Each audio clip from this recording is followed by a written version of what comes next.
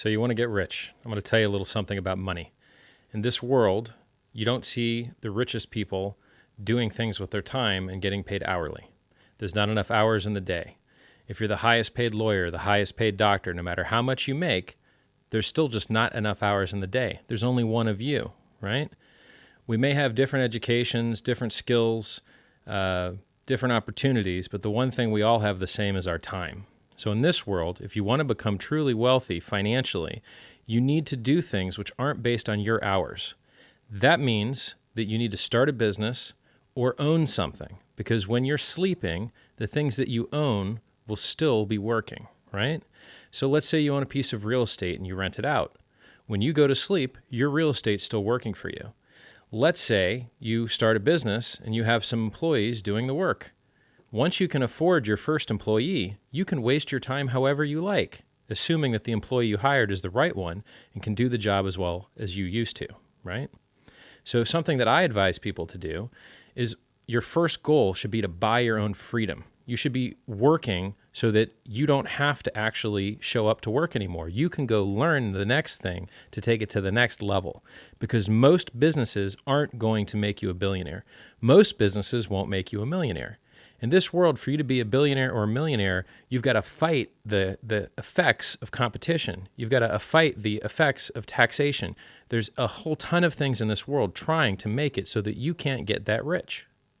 So what are some things that you can use to your advantage? Well, I love to use things that can scale. And scale is just a fancy word for if it works one time, you could do it 10 times as well, right? So let's say you're in a service industry and you've got to go door to door and fix air conditioners. That's really hard to do, because if you need to fix twice the number of air conditioners, you need twice the trucks, with twice the tools, and twice the insurance, and twice the advertising, perhaps, and it takes twice as much time, and the trucks break down, the people don't show up on time, and half the employees have drug problems for whatever reason. Maybe it's a Florida thing, and it just doesn't scale well. Now, there's other businesses that scale totally well. Let's say you have a software business or software as a service. You get one client, great. You get two clients, great. How many clients can you put in a single server? Hundreds, thousands. You don't have to do anything different. It's just zero. The fancy word for it is zero marginal cost to provide the service to the next person, right? So there's some businesses like moving boxes, where if I sell boxes of things on the internet and make 40% markup, or let's say it's a competitive industry and I make 15 or 20% markup, well, could I sell 10 times as many boxes? Yeah, surely I could, right? Could I sell them into other countries? Could I relabel them? Could I give them certain different features? Could I differentiate my product in a different way? Yeah, sure, I could. But what if I just have a local retail storefront? Once you've capped out on the number of people you can reach locally, you can't bring people from out of state. They just don't want to make the drive, right? You can't stock as many things on your shelves as for display. You run out of display room, right? Some people you want to, sell their stuff, and they see you're selling a certain competitive product, they won't let you carry their line because they don't want to, compete in that area. Or they've already got so many other retailers in the area that they don't need you. So I love the idea of things which scale and multiply, but you might not be able to start there. You might have to buy your freedom first. So what I tell people is, if you're smart enough to know what to buy for yourself, then you're smart enough to help other people buy the same stuff, right? So I happen to like this top hat.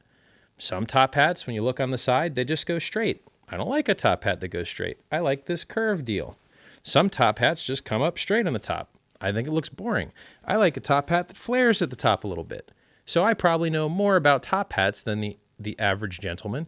And now that I know what the hell I'm talking about, I know which one holds their shape, I know what type of shape is good, I know which ones aren't going to sweat on your head too much, I'm now qualified to sell them better than most other people, because I had to learn these things to get a good product for myself anyway. So now that I've learned these things for myself, it's a somewhat tragedy to just let that information die inside me. Why don't I set up a store, set up a little website, costs almost nothing, and say, look, I know what the best top hats you can buy on the internet are. Here they are. I'll drop ship them to you, or I'll ship them to you myself, or you can come see them in my store and take whatever you pay for them. Most things are made in China. You buy them, you stock them. People call, they want it. You bring them to your house, you sell it to them. You don't have to open up a storefront. You can sell it out of your house. You don't have to make tons of money. I prefer products that are $200, $300 so that you can make, $100, $120 when someone comes to your house, right? If you do really low ticket items, you got to sell to so many more people. You got to sell to 3 or 4 times the people, or maybe 2 times the people if you raise your margins up. So my point is, do something small that you can make a little money on. Anything that you're intelligent about, you can make money on. We live in a world now, party on the internet. Whatever silly thing that you want to sell, if you get that ad on the internet, you can get someone to call, and this likely you'll be able to do some commerce, okay?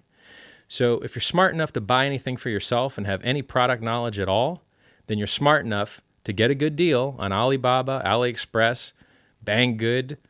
There's a lot of .coms out there that'll give you the best deal in the world on a thing, and just put out an ad locally.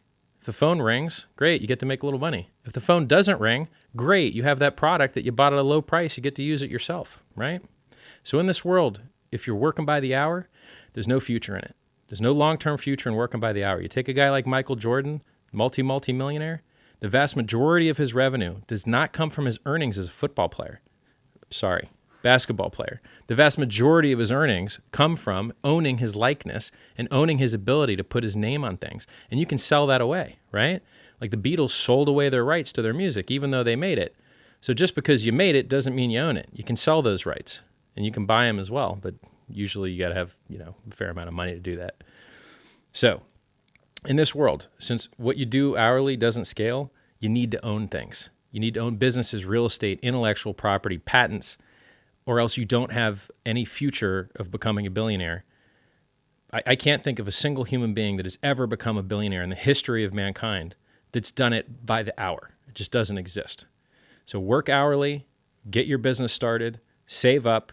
You're going to use that money to get your inventory, to get your stock, to buy yourself some more time, right? And then, retail only goes so far. Once you bought your freedom in retail, then you can go into things that scale, things that have network effect, things that are, next level, things that venture capitalists would invest in because they can make 10, 100 times their money. If a venture capitalist can't make 10 times his money, he's not really interested in your business because he knows 9 times out of 10, what he invests in isn't going to work. So he needs that 10th one to pay at least tenfold to at least break even on the 9 that he lost on, right? And these are professionals that do it for a living. So if you're ever gonna buy your freedom, you got to start small, right? And whatever money that you save that you don't waste on things that you don't need is money that can go into your inventory and go into your advertising. And so I suggest you don't fall for stupid scams on the internet with people telling you that you're going to get rich quick, and all they do for a living is teach people how to pretend to get rich quick, and they just take your money, the money that you could have used to actually start a real business that actually provided real value to real people. If you're paying $3,000, $5,000 to some guru who's going to tell you how to get rich, yet he doesn't use it himself, you have to be curious.